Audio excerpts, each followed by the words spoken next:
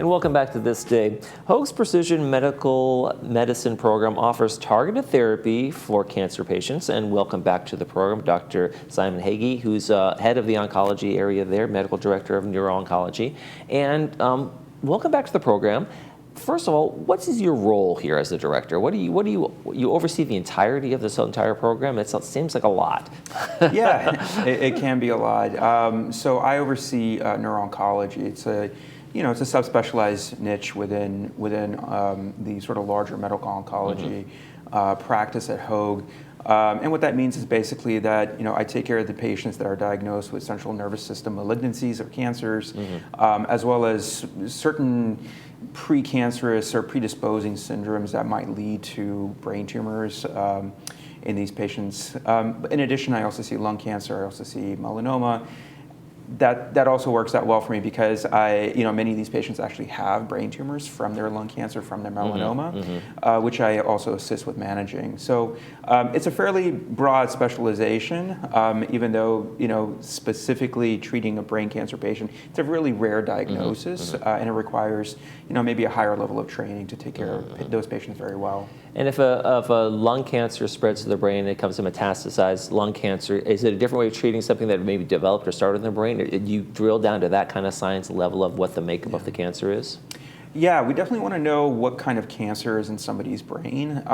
If they start with, let's say, melanoma or a lung cancer that happens to go to the brain, we're very sure that if it wasn't there before and it's there now, that it's the same kind of cancer. But occasionally patients may actually present with a cancer that started in the brain, and there might be some ambiguity in whether or not it's a brain cancer from the actual brain or if it had actually traveled to the brain, especially if their CAT scan of their chest, of their abdomen, of their pelvis does not suggest a primary site. Okay. So yeah, there is some investigation that we need to do, and that may involve a brain biopsy. Okay. And you guys are also a research area, so what are some of the innovations that Hoag is working on in this area? Right, so with respect to, say, precision medicine, for example, I mean, that's a big buzzword. A lot of people are very excited about sort of the future of precision medicine. It's basically a way of determining the exact drivers of disease. What is wrong with that engine? What is wrong with the cellular process that is causing that cancer to grow and develop and metastasize? We have done through a lot of research, extensive investigation into understanding those drivers, and we call them biomarkers. There are certain biomarkers right now. There's probably 20 to 30 different biomarkers that we have drugs that are actually developed for, and we call those drugs targeted therapy. Okay. And in a way, it's sort of, when a cancer is utilizing these pathways, these biomarkers to grow, that's a lock that is stuck in the on position. We've now developed drugs that can interfere with that lock and turn it off, and therefore that signal turns off and that cell stops growing. Now, the old treatment was give everybody chemotherapy, kind of thing. And I'm being very general, but there weren't a lot of tailor-made therapies for specific kinds of growth cancers and a different kind of cancer. So chemo was the basic one. It kind of wiped folks out. They lost their hair. Every fast-moving cell in the body was kind of destroyed. That's why you lose your hair and all those things. So when we talk about these biomarkers and we talk about drilling down, are you actually taking DNA or genetic information from that patient and tailor-making it for that specific patient? So that's exactly right. So we don't personally do that at Hoag as let's say like what a pharmaceutical company might do to develop these drugs. But over the course of decades, we've learned that there are certain pathways that these cancers are addicted to. Like, for example, EGFR positive lung cancer. There are certain lung cancers that use this pathway called EGFR that is essentially constantly on. These receptors are on the cell surface of each of these cancer cells and are basically signaling to the cancer cell to continue to grow and grow and grow. There are at least 3 generations of targeted therapies that are designed to block that EGFR pathway. And each subsequent generation that we've developed, these drugs are more effective, they last longer, they overcome resistance mechanisms, and they're much more tolerable. So there are less side effects associated with them.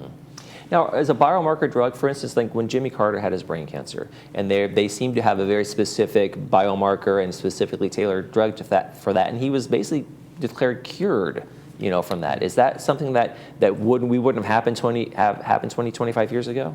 Yeah, that's for sure. So what Jimmy Carter has, and I believe he's still alive, yes, is that he has a melanoma, and a melanoma that metastasized or spread to the brain. So he doesn't technically have a brain cancer that started in the brain, but it's exactly one of these sort of entities where from the body it has traveled to the brain. And melanoma is one of those cancers that is classically associated with going to the brain. It's one of the first things I do when I see a patient with melanoma, depending on the stage, is to get a brain MRI, because many of them actually already have metastatic disease in their brain. So with Jimmy Carter, for example, melanoma is one of those cancers that is very immunogenic, meaning that it can, if you do the right thing and if you give them the right medication, you can stimulate the immune system against the cancer.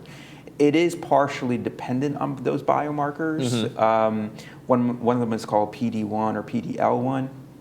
There are drugs that target those biomarkers that block the interaction of the melanoma with the immune system. What I mean by that, the melanoma is actually hiding from the immune system, and what we're blocking or what we're taking away essentially is sort of the mask. So we're unmasking the melanoma and allowing the immune system to see that cancer and kill it, which is naturally what our immune system does anyway. Right. So you're actually programming our own immune system to fight cancer for us, right? Exactly. We're basically reminding the immune system what it's supposed to be doing in the first place. Okay. And so what are some of the benefits of this targeted treatment? Is it maybe less, side effects and things like that? Yeah, so like I said, it depends on the generation. So earlier forms of targeted therapy, whether it's CML, lung cancer, melanoma also has another subset of targeted therapies for it. We've gotten a lot better in designing these treatments where they last longer, they're much more tolerable. Some of the side effects that we encounter, for example, with the EGFR mutant lung cancer is actually a skin rash. And that's mainly because EGFR is not just in lung cancer tumor cells. It can be found in our skin cells, in our colon cells, and other parts of the body that if we mess with that pathway, we can cause those side effects. And like I said, newer generations are less prone to causing these problems. They still happen, but I think they're much more tolerable. Okay. So what gets you most excited about this pathway and this kind of area of research? Are we going to get to the point where we have just absolutely almost curable ways of treating almost all these cancers if we stay on this path? Yeah, so we're starting to move these drugs that we're using to control disease, and we're doing a very good job of controlling certain types of cancers. We're moving them into sort of the earlier stage of disease where after, let's say, radiation and chemotherapy or even after a surgery, we're given these drugs for, X number of years to basically push these patients or mop up the rest of the cancer that wasn't either irradiated or cut out. We are moving towards, I feel like, curing these patients. Of course, it depends on the biomarker, depends on the medication, depends on the tolerance of the patient, and as well as their age and other medical conditions.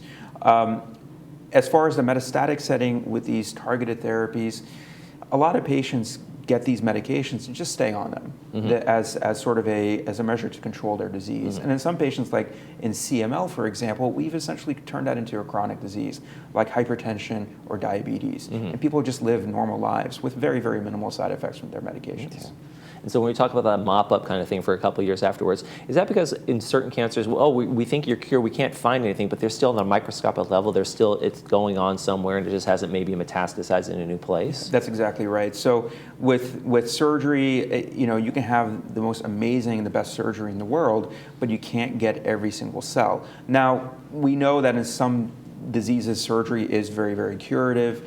There are some breast cancers where surgery can be curative, lung cancer as well. But in a certain patient population, especially when it involves lymph nodes, we know that cancer is already spread to that lymph node, and those lymph nodes are basically exit ramps to highways for the rest of the body.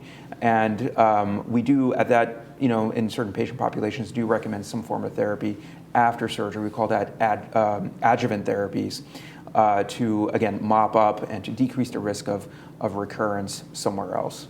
All right. Dr. Simon Khagi, Medical Director of Neuro-Oncology over at Hoag, thank you very much for joining us. If folks want to find out more, they can go to hoag.org/cancer or 949-7-CANCER. Thank you so much for joining us. Thank you for having me. You're watching This Day. We'll be right back.